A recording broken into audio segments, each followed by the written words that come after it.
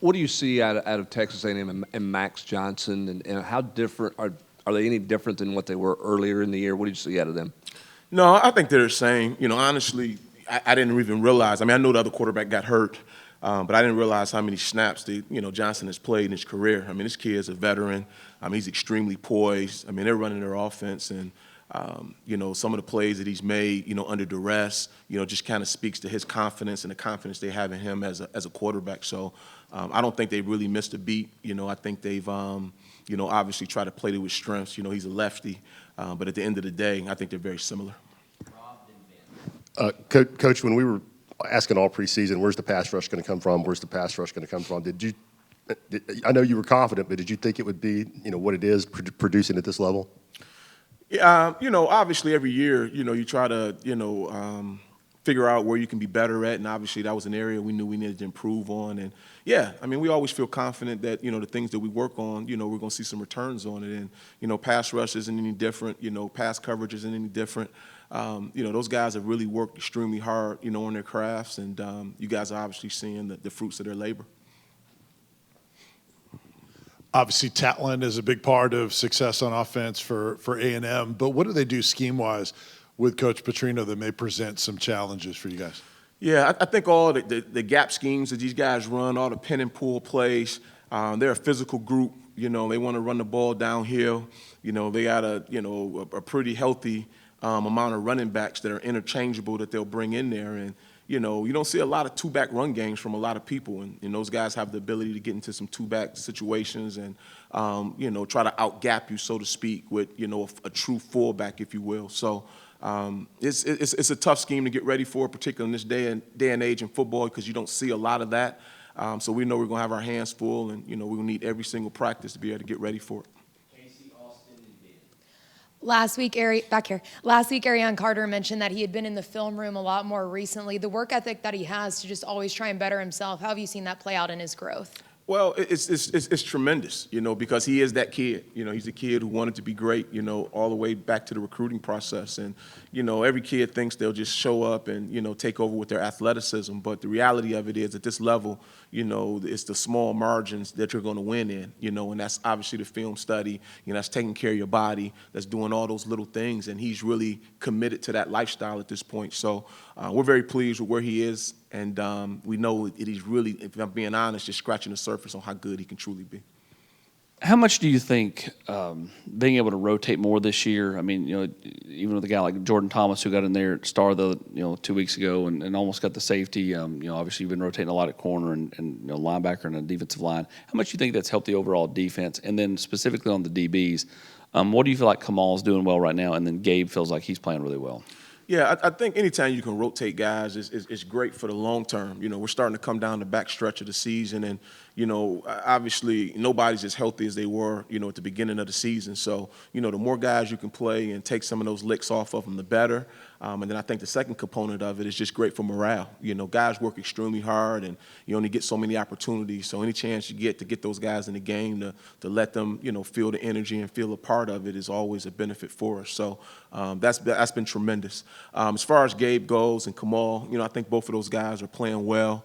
They're confident in what they're doing. I think just like anything, you got to have thick skin to be able to play corner. It's very similar to quarterback. Everybody sees you. A lot of times they don't see, the really good things that they do all game, but they'll always recognize the bad play. So Gabe's been solid all year. He's been physical when he needed to be, in terms of tackling. And I think Kamal's starting to come along. He's obviously has really good ball skills. And as he continues to, work through his technique, which he does, I think the sky's the limit for both of those guys. Tim, speaking of those DBs, just how difficult of a challenge is it this weekend for them with some of the playmakers that A&M has out in space, and just what have you seen from their group there? Yeah, I mean, A&M, again, from the running backs to, the skill guys on the edges, they've got really good, players that have shown up on tape, against everybody week in and week out. Those guys do a really good job of, A, with their coaches, putting them in situations for them to be successful, and B, when the ball is in those guys' hands, we got to do a great job of tackling. So it's going to be a tremendous matchup. I mean, it really is. I feel really good about our back end and our secondary and the direction that we're headed. And just like every, SEC opponent will see, these guys are no different. They have tremendous amount of skill over there, and we have to play at a high level to be able to be successful. Coach in the back.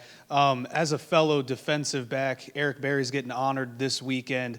Just what did you see when he was playing that made him so special, and what creates such a special defensive back like him that you think? Yeah, I mean, from afar, as I've had a chance to watch him, watched him then, just his passion, the energy that he played with, I don't know, can you teach instincts? I don't know, but his instincts were off the board, off the charts, and he just played so fast, and you could just feel the energy and the passion when he made plays.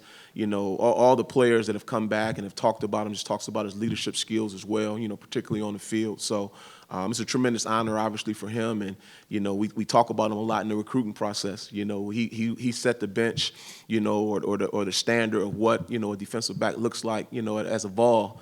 So we're trying to recruit those type of guys. But he was definitely a pleasure to watch, and obviously it's a great to have him on our sideline. Hopefully this weekend.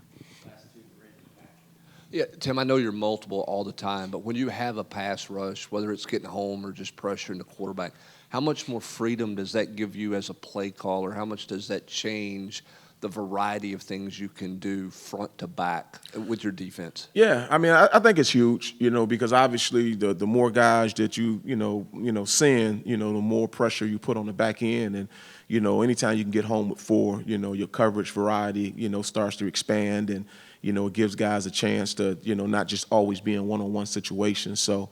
Our front's done a really good job of obviously getting to the quarterback, but I would tell guys, just like I said last year, but I think our secondary's done a really good job of buying some time to give those guys a chance. So it always goes hand in hand, but definitely when you can get home with 4, it definitely takes some of the pressure off the back end and the back 7 in general. Coach, at linebacker, you guys obviously lost Keenan early, had to kind of force feed those young guys a little bit. Has there changed much with what you guys do with Aaron in terms of his responsibilities, both during the game and during the week too, and how has he sort of responded to kind of being the only guy? I'm sorry. Yeah, I think the more they play, obviously, the better they'll get, the more comfortable they'll get. You always want to play the guys' strengths, and put them in the best possible situations to be successful. But there is no substitution for playing. I mean, it really is. And I looked out there one time, I saw T-Lander and AC out there at the same time. It's just what it is, man. 2 true freshmen, playing in big football games. But that's what they signed up for. That's why we recruited them. So, as they continue to grow, we'll continue to give them more. But I wouldn't tell you we cut our playbook in half by any stretch. Those guys have to learn it and they have to execute it. And so far, they've been really up for the task.